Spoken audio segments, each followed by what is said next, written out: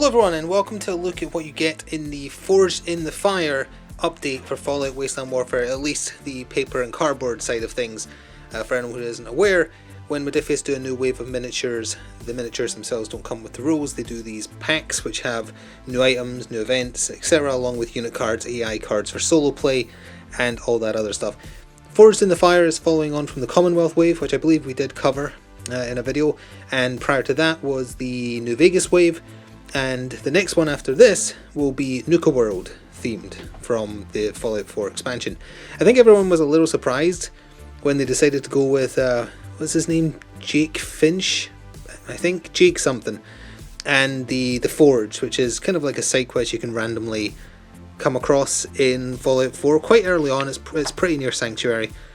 And there isn't much to the quest in the video game, to be honest. You just go there and either kill them all or convince Jake to come back to his family on the farm. It's a bit strange. It's surprising that Modiphius was like, yep, that deserves its own wave. Although they have put other things in, obviously. There's a lot of new creatures, for instance, and they finally added a ghoul sub-faction to the Settlers. But we'll talk more about that in general as we look at the cards. Here's just a brief overview on the back here of everything it's talking about. I don't know the contents of the book, and all I've done is taken the poly wrap off, so we'll take a look at the cards as well, but that is just the brief overview of everything it includes. 19 units, 20 AI cards. Why is it one more AI card than there is units? Interesting. I don't know, I guess we'll find out. So we'll take a look at this and just see what you get.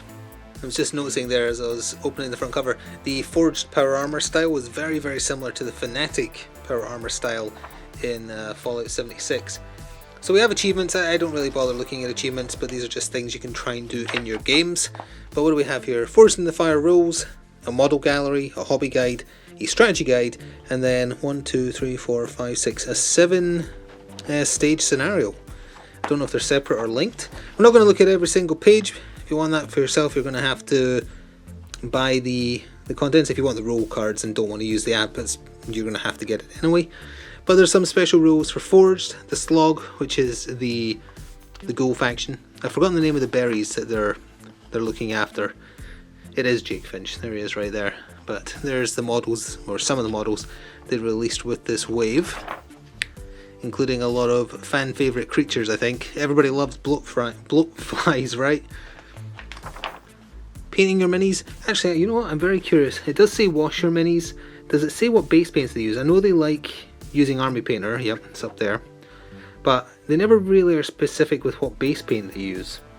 I guess they could just use Army Painter one. But I really want to know, because my friends and I all have issues with contrast paint and contrast paint primer with whatever they mold their miniatures with. But no, it just says do wash in lukewarm water with dish soap and allow to dry fully. I do that every time. It does not help. Oh, base coat. Primer. No, that's primer. Priming. Usually matte black or white or grey. Doesn't mention a specific brand. That is a shame, because my friends and I would love an answer to that. So moving on from that, we've got painting guide as well. No, it just goes straight to base colours, not what they're actually coating the miniature in. But yeah, they like their Army Painter colours, that's for sure. And there's how to paint a few of the miniatures, some product shots, strategy guide. Okay. And this is the scenarios, and it does include how to play it solo as well. That's good. So again, I don't want to show every single one of these. I'm just wanting to have a quick look. Goal problem. Then we have complete card list. Region rules. Interesting. The following rules allow you to set games of Fallout Wasteland Warfare within specific regions of the Wasteland. Huh. Okay, that's a nice little addition. Okay, so that's it for the booklet, more or less. We've got ourselves some protective cardboard, and then we have ourselves all the new cards. So we've got 8 stranger cards, 4 creatures. Oh, they are stuck together a little bit. I'm not going to read the specifics because I want to be surprised when I draw these in games, but if you want to, feel free to pause. Quests, including, oh, they've added the Broadsider. That is a popular weapon in 76, more so than Fallout 4, I think. But there we go, the Broadsider's in the game as well. Oh, that's a reward for a quest for doing the ship is called the Broadsider, isn't it? with the robot captain on it in Fallout 4, and you send it into space. So that is more creature cards, a lot more, and one more quest.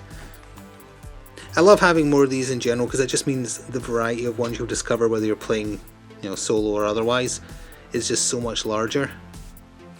I just read the top of one.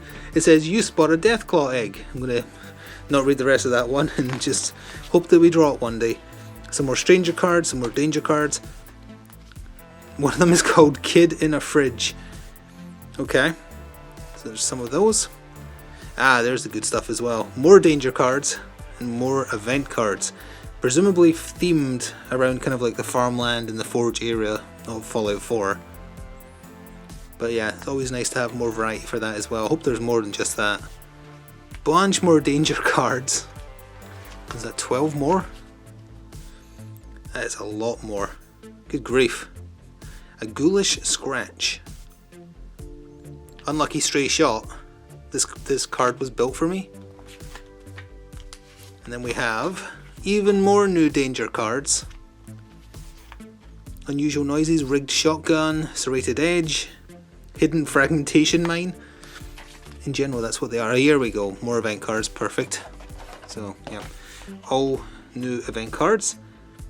Some of them sound like nothing, yeah, like another Super Mutant Broadcast. But as long as they're funny, I'm fine with that.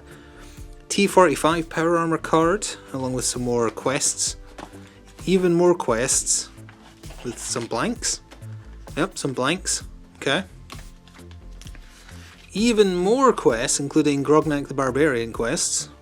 For his magazines, I guess. There we go, some decent new Explorer cards, so we'll stop drawing Silver Peak Mines, that's good. So there's some new ones. Again, I don't want to read them because I want to read them fresh when I draw them in a settlement mode match. But they are there if you want to pause and read. More event cards and more Explorer cards. Right here. I'm looking at the names occasionally just to see if any sound funny. More event cards. Explorer cards. That's what I meant. Again, each and every one reduces the chances of drawing Silver Peak Mine.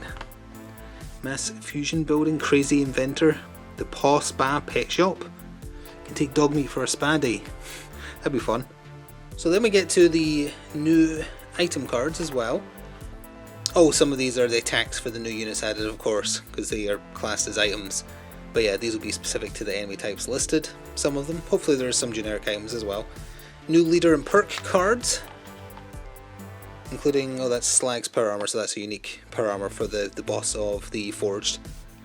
And some more, there is some general ones. Tarberries, that's what the ghouls are farming. But yeah, there is some more specific equipment there. Some more Explorer cards with some more perk cards. Oh, including some repeats though. There's a Lone Wanderer perk, unless that's been buffed, I think. I don't know, I don't have the other one handy. Didn't they only used to give +1 additional HP? It might be a rebalanced version, I'm not sure, or if not, it's just a copy. That is some more attack specific ones, and then we've got some generic weapons, sledgehammer, double barrel shotgun, tire iron, baseball bat. Nothing new there, apart from the monster specifics along the top. And then we have, it is all unit and AI cards. Oh, they're in colour now. I thought that was just a thing on the app. So these are usually unpainted, but they've gone a step beyond to make them look better, honestly. So we have here the ghouls that live in the slog. Jones, a generic card for them. Wise Man, Arlen, Holly, Deirdre, and then Slag himself, leader of the Forge. So they're a raider subfaction, and the ghouls are a settler subfaction. Then we have Bedlam. This is the AI cards for them, I presume. Yes, it is. And then we've got the last of the Forged. Jake can be in either Raider, Forged, or Survivor. Sorry, I keep saying Settler, because there are Settlers in the Survivor faction. And then we have a bunch of the new creatures added: Bloatflies, Stingwings, Ragstags, Centaurs, including a really great one based on, I think, the early concept art of Centaurs, they said. So it was really neat. And then there's the last of them: Bloodbugs, Stingwing, Ragstag, the other one was the Doe, and their AI card as well. Oh, what is this? AI response, strike response. Shown by an S on the AI matrix, this response is similar to attack but more limited. When a model is to perform a strike, it will perform attack as usual, but only if it means the model will make an attack and or engage a model during its activation. If it can't, it will move instead. Okay. So it's a bit more of a cautious thing. And then this is, oops, didn't mean to pull it out there, but whatever. AI card for the Forged. So it tells you what to do if you get certain results, like what they do if you get a careful result, or if it tells you to do range or grenade, perform a grenade instead of shoot because they like using grenades. If it has nothing to throw, use melee instead. If Slag and Jake Finch are part of the same AI force, remove Shish Kebab from Jake because he gives it to Slag, as is what happens in the game. Alright, so that's another little AI reference card. These cards feel good, usual thickness I would say, maybe slightly thinner, but either way, very good.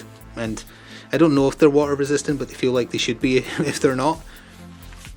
So that is everything you get for the current wave available for Wasteland Warfare.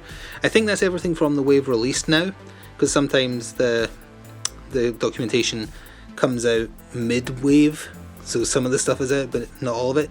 In this case, I think it's all out. So they're getting ready to reveal I think it's Nuka World next. Although they're doing a Capital Wasteland wave as well for Fallout 3. Might have got the order wrong there. Maybe Capital Wasteland is first, then Nuka World. If not, then reverse it. And then down the line, they have hinted at doing the Appalachia for Fallout 76, which is quite exciting. But yeah, if you were interested what was in Forest in the Fire, and what units you need, or you have the cards for if you want to play them, they're in here. If you want the Ragstags and Centaurs and the Slog and the Forged, essentially. Thank you for watching. Quick little look at what you get here. There wasn't any new astoundingly awesome tales with this wave release like there was with the Commonwealth wave that we looked at last time. Bit of a shame that, but oh well.